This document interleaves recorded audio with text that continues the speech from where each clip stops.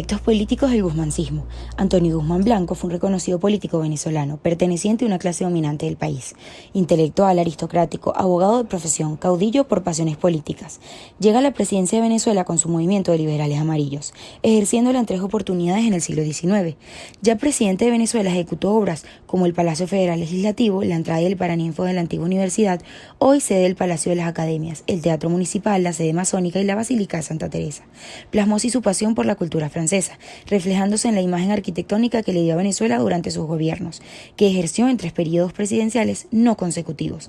Antonio Guzmán Blanco comienza en la política ejerciendo el cargo de jefe de sección en la Secretaría de Relaciones Exteriores, desde 1855 hasta 1856, siendo cónsul en Estados Unidos bajo la presidencia de José Tadeo Monagas.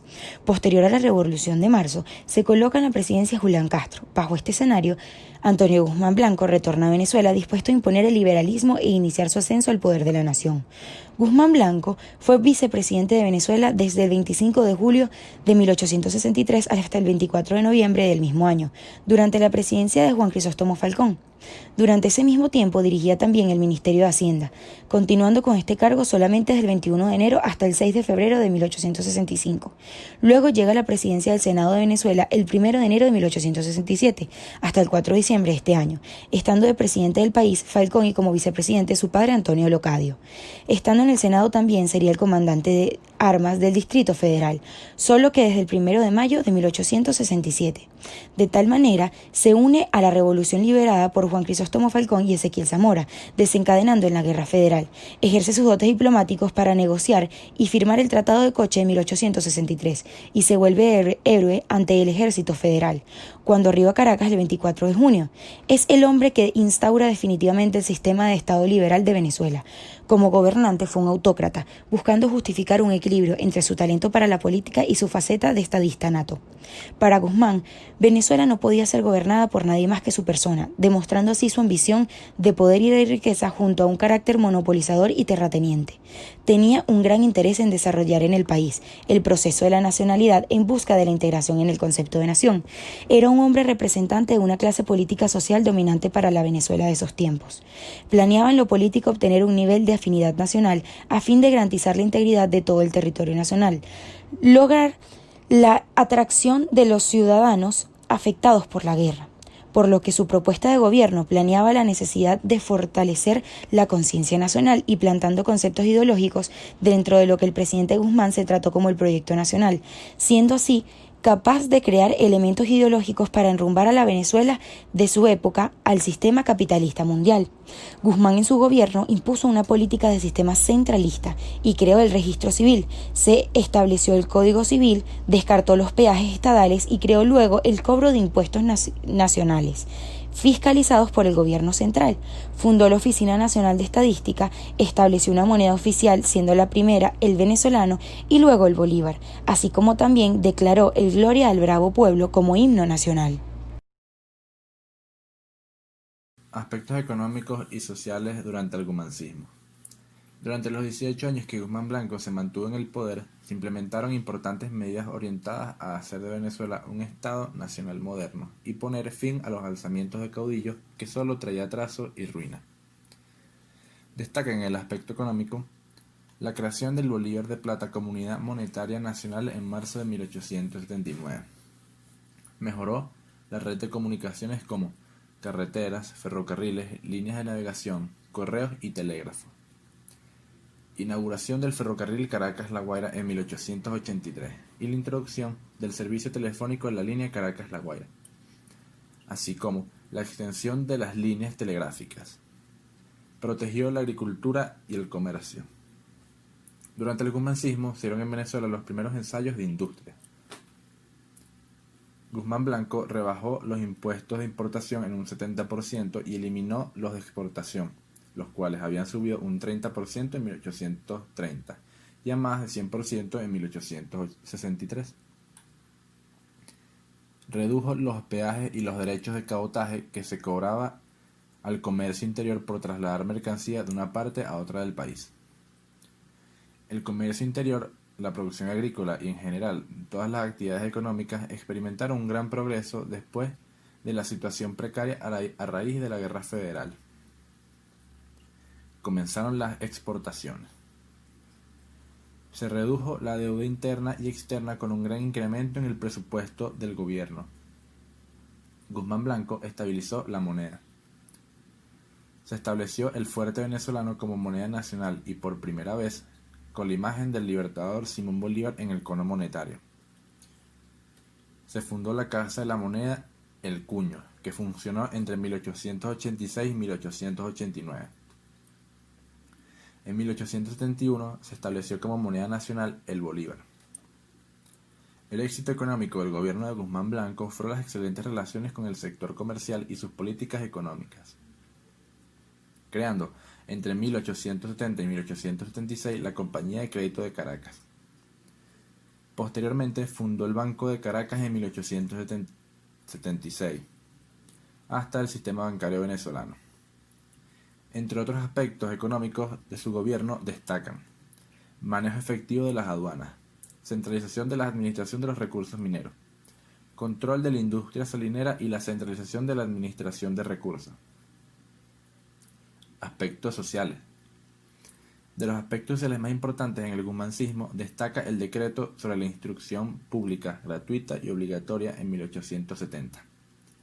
El ilustre americano logra pacificar la nación, gobernando y ejecutando gran cantidad de obras públicas importantes, antes de terminar su primer mandato, conocido como el septenio. Otras medidas en el aspecto social es la creación de la Dirección Nacional de Estadística en 1871, organismo importante para el desarrollo del país. Primer censo oficial de la República en 1873, con el cual se determinó que para ese año la población del país era de 1.784.194 habitantes. Promulgación de la Constitución de 1874. Otra de las medidas en el ámbito social fue la creación de las colonias Bolívar e Independencia el 21 de septiembre de 1874, dentro del hoy Estado Miranda. Estas colonias fomentaron la inmigración de Europa a Venezuela. Guzmán Blanco estableció la educación primaria gratuita y obligatoria por decreto del 27 de junio de 1870.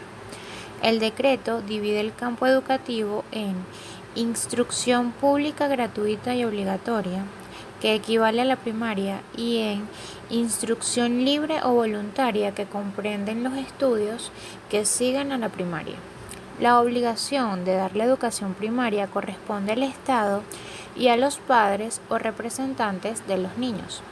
Para el control del cumplimiento del decreto fue creada una Dirección Nacional de Instrucción Primaria dentro del Ministerio de Fomento, que equivalía en esa forma al actual Ministerio de Educación, Cultura y Deportes. El ministro era Martín José Sanabria. Fueron creadas igualmente juntas vecinales, parroquiales, departamentales y Junta Superior de Instrucción Primaria. Las materias que debían impartirse en las escuelas primarias eran castellano en cuanto a su lectura y escritura, aritmética práctica, sistema métrico decimal, moral y compendio de la Constitución Federal.